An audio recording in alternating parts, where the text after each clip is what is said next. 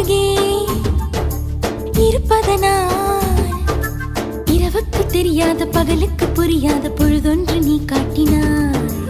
இதயத்தில் நீ இருப்பதனால் நான் தூங்கும் நேரத்தில் என்னுள்ளே தூங்காமல் நெஞ்சுக்குள் வாயாடினாய்.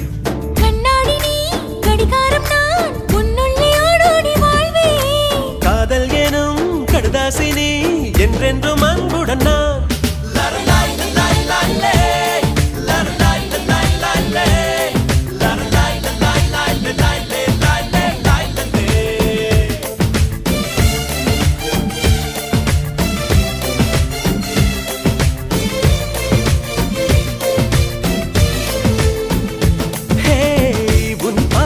பைத்தியமானேன் உன் வார்த்தையில் பாக்கியமானேன்.